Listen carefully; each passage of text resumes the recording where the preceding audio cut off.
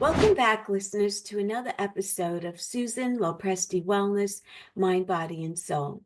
This is the podcast where we explore the highs, the lows, and everything in between when it comes to a woman's life, her health, and all aspects of navigating the midlife landscape. I'm your host, Susan LoPresti, and today I have Ciara Foy with me. Ciara is a celebrated expert in women's weight loss and hormone health. She empowers high-achieving women with strategies for self-care and sustained energy to chase their dreams. She's the author of Empowered by Food. She provides insights into hormone health and stress management. Through the Empowered Feminine podcast, shares her journey overcoming weight issues, burnout, and hormonal challenges, inspiring women to embrace their wellness journey with confidence. Her expertise particularly shines in supporting women through perimenopause and menopause transitions, offering practical strategies for managing symptoms while maintaining career momentum, which is a very challenging thing to do, by the way, because I went through it.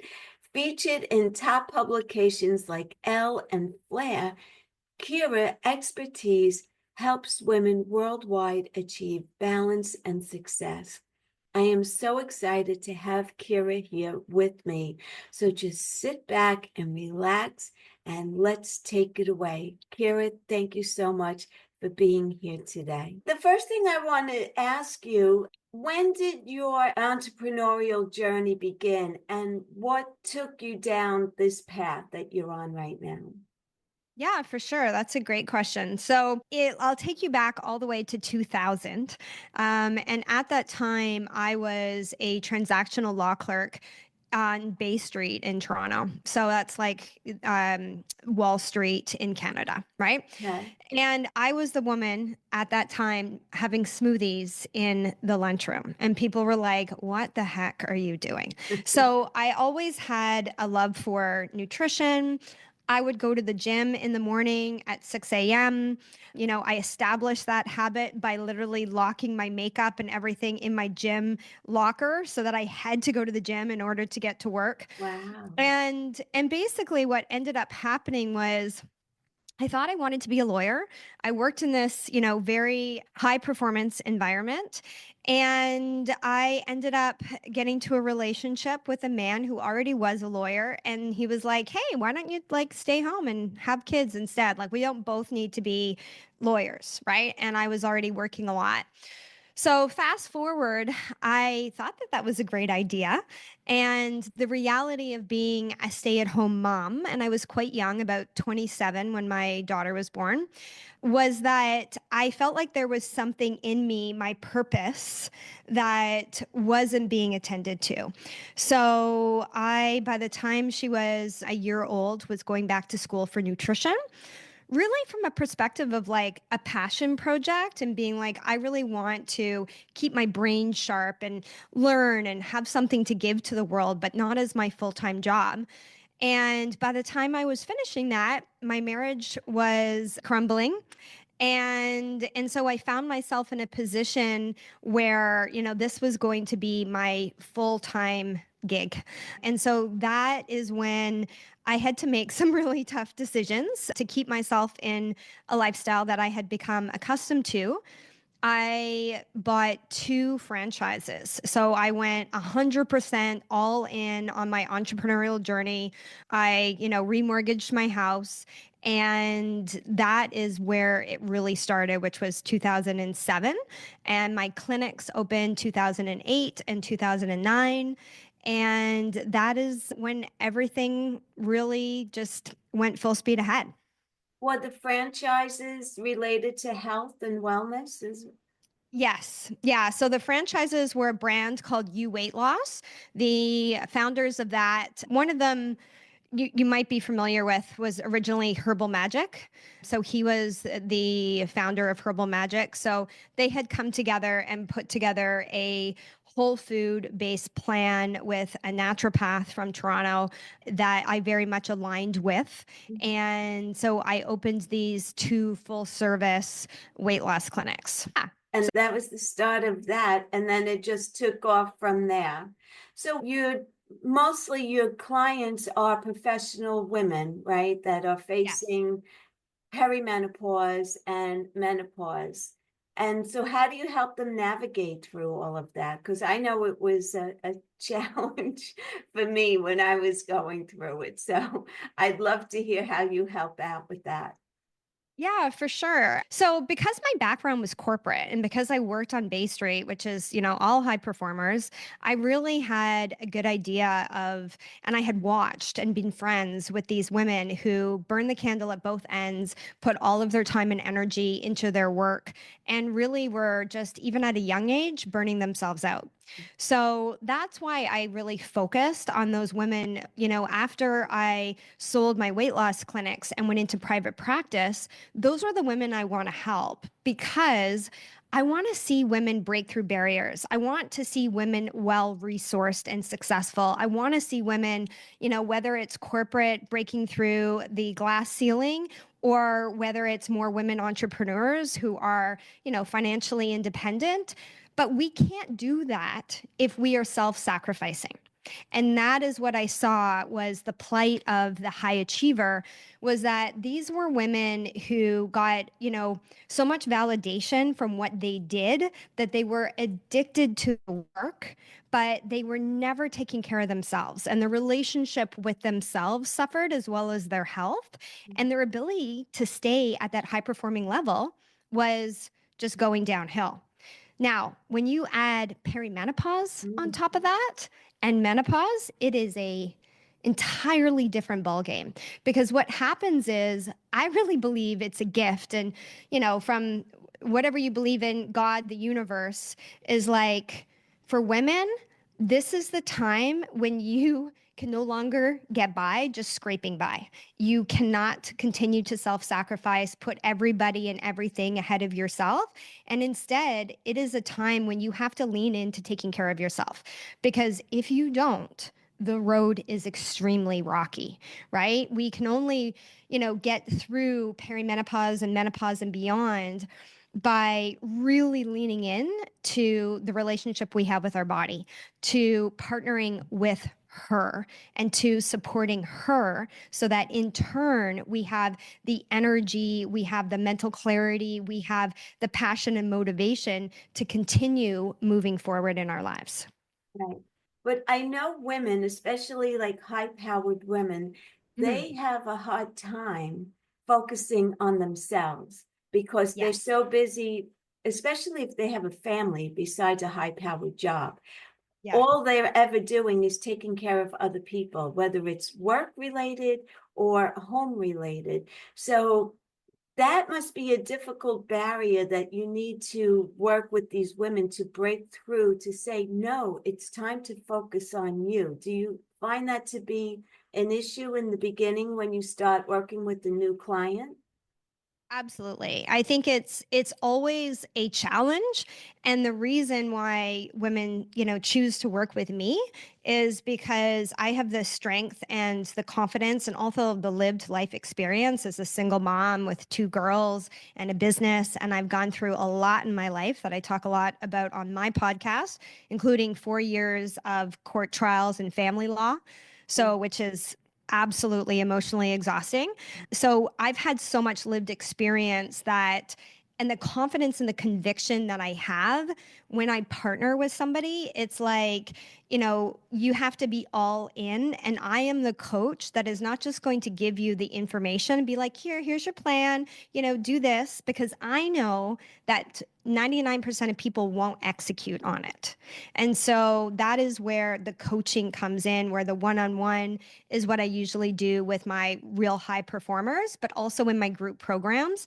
I make sure that they have accountability. And I am the type of coach that basically shines a mirror on them so that they can see where they are holding themselves back. So they can see, where they have control and not be worried about the things they can't control outside of themselves, but really, where are their boundaries? Where are their values? Where are their priorities? And then acting in alignment with that and having a woman who is confident enough to stand up to them. And that's a big thing, because these high performing women are used to being able to like get their way. You know what I mean? Like Yes. really being able to be like, I just run the show.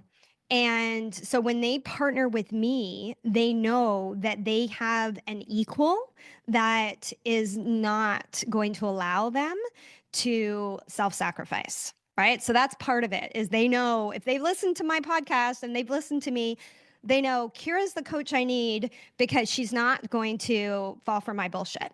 Okay. Yeah. So, Ciara, you're a life coach or a health coach or both? It sounds like both. Yeah, so I'm a registered holistic nutritionist, and Right. I've been in practice for 19 years. And I'm also designated as a functional diagnostic nutritionist. So I do things like Dutch tests and GI map tests, so functional diagnostic tests as well in my practice. Mhm. But again, really from life experience, because I've been doing this for almost 2 decades, the life coach part is, the secret sauce, I would say, of working with me. And the difference between having a great protocol that a client, like many of my clients have gone to naturopaths, they've gone to other nutritionists, they've gone to, personal trainers, they've like done many things, but they end up, coming to me because of the relationship and the balance that I provide from a perspective of like going deep on the relationship with them, as like with a lot of compassion and love, but also a lot of tough love. Right. Because that's what's important. If we're going to really change things in our life,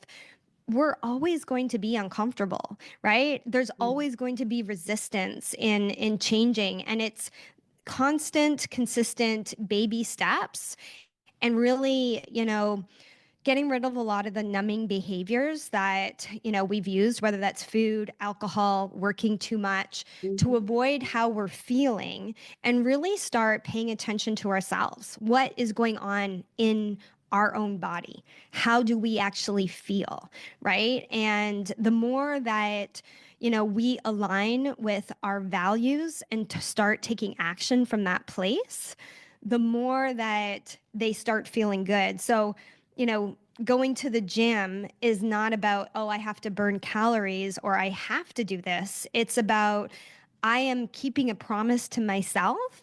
And I feel so much better after I do that. I feel more mental clarity. I have more energy. I'm more resilient to whatever, kind of lands on my lap that day. And that is why I'm doing this. So, from a much deeper place is where I come from these, from this perspective. Yes, yes. So I know women that are in perimenopause, menopause, there's a number of symptoms that are very common: hot flashes, 100. night sweats, all of Yeah. that. And I went through the whole gamut of it as well. But I'm interested in talking about gut health because Mhm. for myself, also, when I was in my mid 40s, I was getting divorced and I was also in perimenopause. Yeah. And I had a lot of symptoms. I had very bad migraine headaches, which I never experienced before. But the gut issues were incredible. I mean, I would wake up in the morning with a nice flat stomach. And by the end of the day, I would say I looked about 6 months pregnant. And I used Yeah. to say, what the hell is this all about? So I'd love for you to shed some information about gut health and how it relates to perimenopause and menopause and what you recommend. Absolutely. So, gut health and hormones are intrinsically connected. If you have an issue with your gut, you're always going to have an issue with your hormones. So, it's always something that I address right off the bat. Even if women come in and they say, oh, I don't have any symptoms around that, because It's extremely important from a perspective of how we like our microbiome is more than 70% of our immune system, right? Mhm, And mhm, actually, what studies have shown is that the things that impact women the most in perimenopause, and we look at like, why are these changes happening with anxiety, with weight gain, with energy issues, with sleep? One of the big things is gut health and the other is stress, right? And so with gut health, we really have to focus on what is the food that we are eating? How are we digesting that food? And, what is the quality and how much fiber are we getting? So when there is some major changes with gut health, there are studies that actually show that the inflammation that can occur will actually increase visceral fat storage around that's fat around our organs, even without changing what you're eating or even without eating any more calories. We can be storing more fat. So like our gut health is so important from a perspective of not just our immune system, prevention of disease, because there's many diseases that start in the gut. So even, for example, rheumatoid arthritis has connections to the gut, which you wouldn't think about. But also in studies, when they have done fecal transplants from a fit person to somebody who is suffering with obesity, the person who's suffering with obesity loses weight and their body composition changes. And the same when you are suffering with obesity and you put your fecal matter into somebody who is lean, they end up having a similar reaction and actually putting on fat. So from that perspective, it's really important to understand how do we support our microbiome. And so diversity is really important. So there's the 4 R's of gut healing. So we have remove what could be an issue.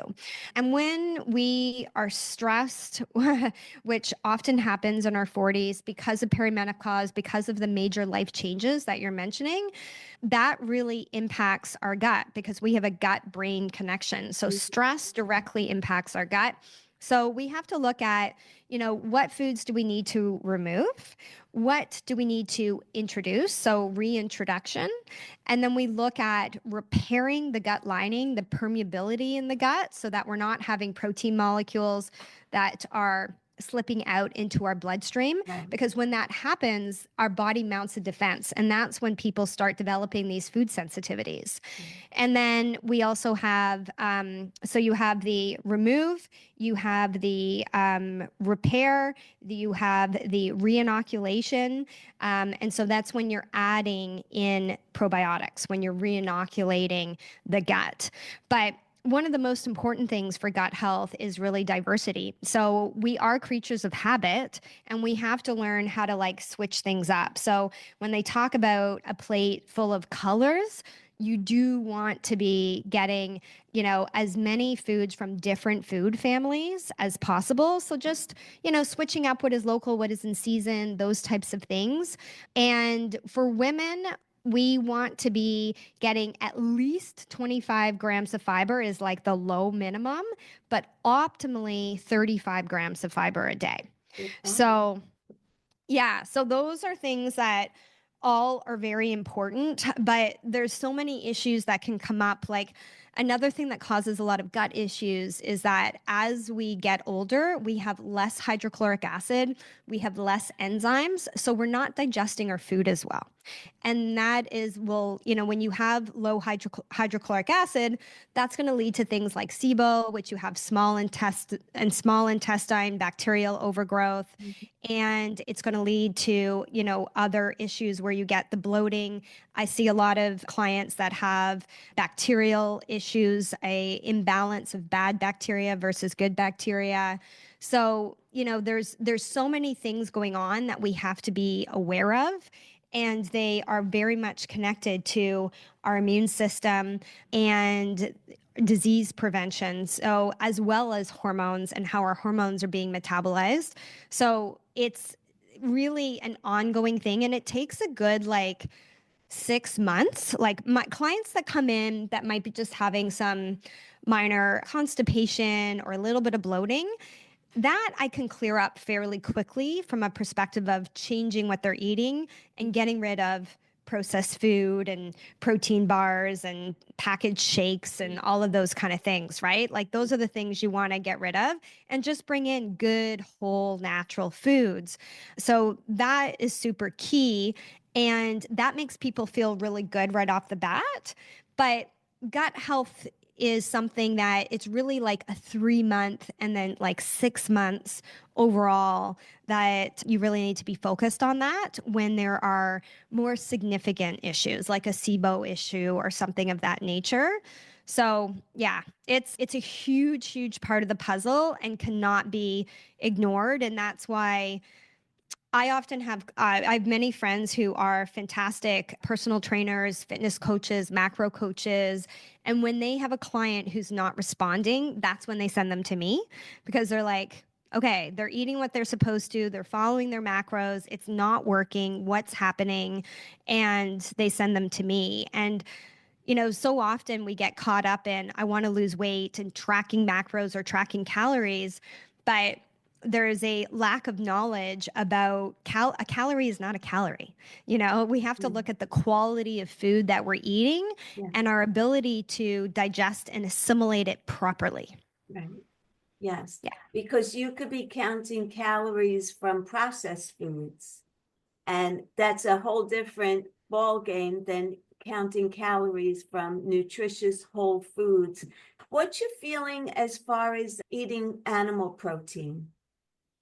So I am a huge proponent of eating animal protein, Okay, but me too. also very much plant-based as well. Yeah. So meaning that you should have at least half of your plate with leafy greens and non-starchy vegetables, and then maybe a quarter of your plate is some type of starch or grain if it's tolerated. But like by starch, I mean squash or sweet potato or beans or something of that nature. And then the other quarter is protein. So we actually have we need more protein as we get older because our body becomes less efficient at breaking it down and hitting protein synthesis, which is the process by which your body holds on to muscle mass and can build muscle mass. And that is one of the most important things that we want to do as we age. So when I have women come into my practice, even if they want to lose weight, I really educate them on you don't want to just lose weight. You don't want to be skinny for the sake of being skinny because skinny as you get older equals frail. And Yes. frail equals falls and Yes. disease. And you can be a skinny woman with diabetes because you don't have enough muscle. Right. Right. Yeah. So my own personal experience when I was going through perimenopause, like I said, I was in the process of getting divorced. Mm-hmm. So I had a lot of stress going on. Oh, And yeah. uh, I was going to conventional doctors who were just basically telling me it's totally normal to be feeling the way you're feeling at your age. And I Yes. could not accept that because the symptoms between migraine headaches, gut issues, anxiety, like you had mentioned, always tired. I gained about 35 pounds without changing my diet in any way. And it wasn't until I went to a functional medicine doctor that I was diagnosed with Hashimoto's disease. And also, well, not 100% confirmed because I never did an endoscopy, but celiac disease. Mm. And so when I eliminated gluten from my diet, which took about 6 months to start feeling better, which you said earlier, it takes Yep. about 6 months, everything changed for me. And I Yep. pretty much went back to feeling more like myself. And That's amazing. I went on bioidentical hormones as well for Yep. a good number of years. And so then I breezed through the rest of it. And that's amazing. And studies now show that there's no reason to stop our bioidentical hormones, Right. right? That it there's so much protection from disease when we continue to take our hormones. So while I am a holistic nutritionist who is obviously not going to be prescribing hormones to anybody, I make it my practice and my mission to help to educate women so that they can better advocate for themselves with their doctor. Because there is a real disconnect right now, because for so long, because of the Women's Health Initiative study, they were not doing bioidentical hormones or any kind of hormone treatment. And unfortunately, women really suffered. Yeah. But because of that, doctors don't have the experience and they haven't necessarily kept up on the research, because we know that they're all overworked and it's just a tall order. So unless they are specifically specialized in that area, they might be going on old research. So I really help my clients to understand what their needs are, pros and cons, to give them the studies so that they can go into that appointment with a ton of information and be able to advocate for themselves and not just be at the mercy of somebody else. Like, when's the last time they picked up a study? Right. The disadvantage to bioidentical hormones is that most conventional doctors will not prescribe. And so if you see a functional medicine doctor, you're not covered by medical insurance. So it's an enormous amount of out of pocket for women between the visit to the doctor plus the medication. And I find it to be such a shame that we cannot submit to the insurance company for functional medicine, which, in my opinion, is so much better than conventional A doctors. hundred But percent. Because they're looking at the whole person as opposed to yes, just silos, right? Like, because right. everything is connected. Like I said, your brain is connected to your gut, Yes, your hormones and your gut health, everything is connected. We are human beings. We are not petri dishes. right. So Yeah. you're right. And also, now there are FDA approved bioidentical hormones that are Oh, covered. There are some. So there you can get bioidentical hormones, like estradiol and the patch that is FDA approved, that will be covered by insurance. oh, And you can also get progesterone bioidentical in a pill that, again, is also covered as well. oh, So, good to know. things like doing it more specifically, transdermal creams that are compounded, those things are still definitely not covered. But there are some things that you can get now conventionally that are bioidentical. Hang on. Interesting. Okay. So any final thoughts that you'd like to leave with my audience today? I think what you touched on and saying, hey, I went to my doctor and they said, this is normal. Like, basically, it's normal to feel like crap because you're in your 40s. I want any woman hearing this to know that that is simply not true. As you found, because you were like, I'm not going to accept this. I'm going to go and find somebody who can actually help me. And that obviously made a huge difference for you. And so, that is what I want women to know, that you can empower yourself with information. You can empower yourself to control what is controllable for you. And from a lifestyle perspective, from how you sleep, when you eat, what your nutrition looks like, what does your exercise plan look like, how do you manage stress? Those things are under your control. And they are the biggest piece of the puzzle. Because even if, like I said, I'm an advocate for bioidentical hormone therapy because there's a huge preventative measure there, for especially for preventing cardiovascular disease, which is the number one killer of women. So, I'm a huge proponent of that. But that's not even going to work as well if you don't have a healthy vessel. So we want to focus on being our body's best friend, supporting her, and making the lifestyle changes that are hard. That are hard, but that will make you feel like yourself again. And as you can see, I don't sugarcoat anything, and sometimes that's also like giving up alcohol, right? Like, there was a huge increase in drinking alcohol with women over the last like couple decades. Actually, I saw it in Facebook groups when my children were young, and now they're 14 and 21. But, you know, alcohol damages our gut health. which we just discussed is very important. And you can't heal your gut and drink alcohol at the same time, right? Because you're trying to create a healthier terrain, but you're like pouring gasoline all over it. So I just want women to know that there's an information gap. And then if you have the information, you need the support, the accountability, the community, so that you don't feel like you're alone, and take it day by day. Thank you so much. I appreciate you coming on. Awesome. Yeah. Yeah. And if anybody wants to get in touch with me, find out about working with me or my programs, they can go to curafoy.com or find me on Instagram at curafoy Inc. Thank you Okay. so much. Thank Oh, you. you're so welcome. Thank you so much for listening to today's episode. I appreciate each and every one of you for coming on. And if you want additional information about Ciara, please go to the show notes. I will leave her website and all her social media contacts in there so you could reach out to her. Also, she has a fabulous podcast, which I've been listening to several of her episodes since we've been introduced. So please go to her podcast as well.